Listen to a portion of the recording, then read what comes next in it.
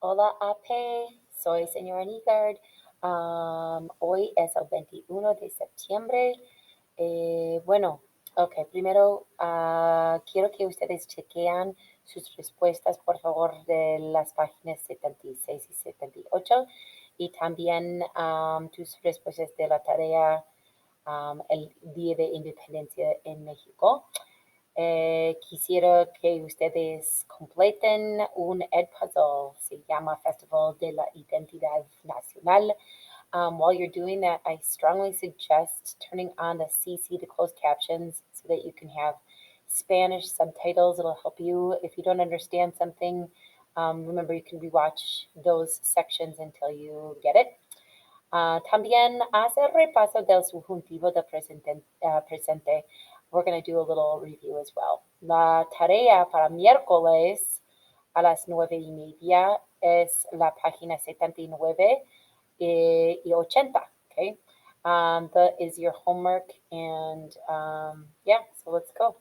So aquí están las respuestas para la página 76. You can check your answers. Here you could actually say apoya or apoyado. It just needs to be either the present or present perfect. Also, it's just a bunch of vocab that you're just taking. Watch out for your differences between soporto and apoyo, those false cognates, and same thing with recuerdos and memoria, the same thing, okay? Aquí están las respuestas también para la página 78. I don't know if you could see this, but this bottom one says se, oh, sorry. The bottom número 16 says se durmieron. Make sure that it changes to a U. That's down at number 16. Bueno, aquí están las respuestas para el Día de Independencia en México. Número uno, I just want to point out a couple of things. Um, Here we would say he was a priest. Sacerdota or cura would be words that you could use here. And then that's where it's interesting because the word or the event El Grito de Dolores that happens every year in Mexico around the date of Mexican independence, which is September 16th, um, comes from the town of Dolores, is where the grito was first issued. But you can also remember the word Dolores also means pain, so it's kind of got a double meaning there. Let's see. También para número siete, I wanted to show you this. So you're talking about las tres clases uh, de las castas de la pirámide social. There are actually cinco clases. Let's look at these. En el arriba tenemos los peninsulares que son las personas nacidas en España después, los criollos también nacidos de España. They're actually in New Spain, which would be Mexico. So the criollos were actually born in Mexico, or you could say in Latin America or South America. So if you talk about Mexico or Latin America, the criollos would be Spanish parents. So like sangre, blood de los españoles, pero nacidos en Latinoamérica o México o Sudamérica. Sudamérica. Then we have mestizos, que son una mezcla de padres indígenas más nacidos en España. So you have la sangre mezclada de indígena y español. Después de eso tenemos los indígenas y finalmente los esclavos trajidos de África y el Caribe. So back here, I wanted to talk about, so we're going to do a quick little, I want you to complete the Edpuzzle for today. There's an Edpuzzle, you can click right on this and it'll bring you to the Festival de Identidad Nacional. I know that it's hard to understand, but this is your homework and it's also your check for today's attendance, so you need to do that.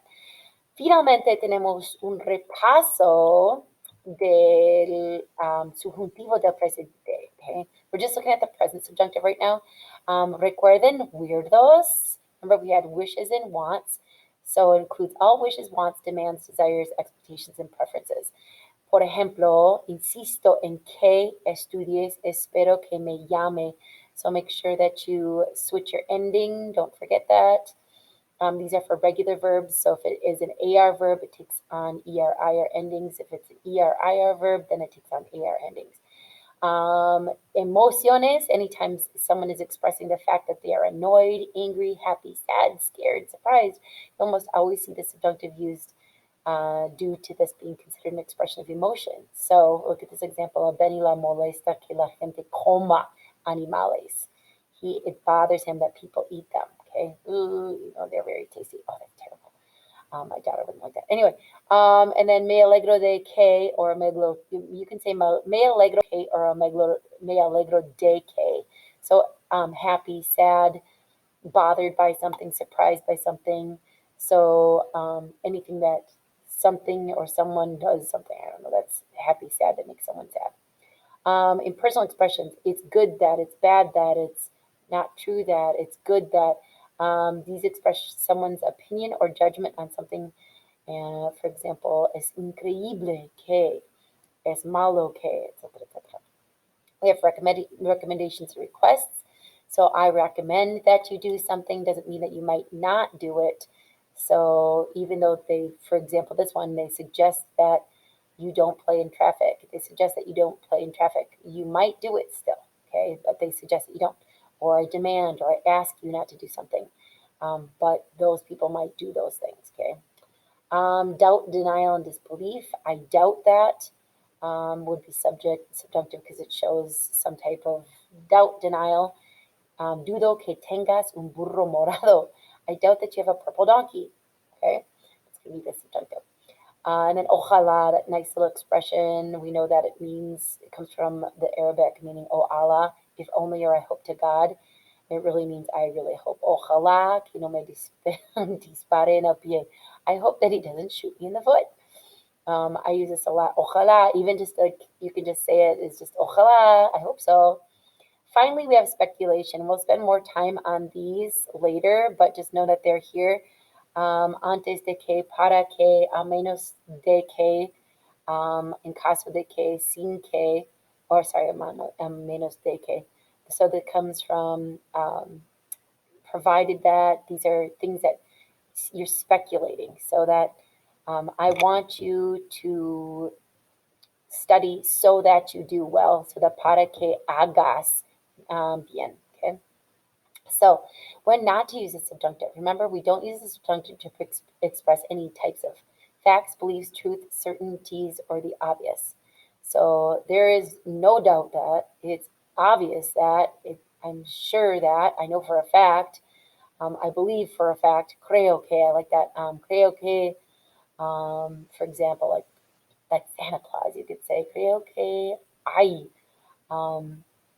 Instead of ya creo que hay una Santa Claus because I believe. Okay? Also, we don't use the subjunctive when discussing people or things that we already know exist. So if you say there is a secretary that speaks Spanish, we're just stating a fact. Or I'm looking for the guy who has the key. Busco al hombre. If it's I'm looking for a guy, then it would be the subjunctive. But I'm looking for the guy. We already know this exists. And that then don't forget. I want you to try these two. Don't forget de, este. I don't remember if it was vaya, aya, se pasea, or aya, vaya, whatever Senora says, but these are irregulars and don't forget those. So try these following ones and then check your answers on the following slide. There's just a couple just to try out and see how you do with that. And that is it. So your homework again is to complete the following, and I will check back with you mañana. Hasta luego. Ciao.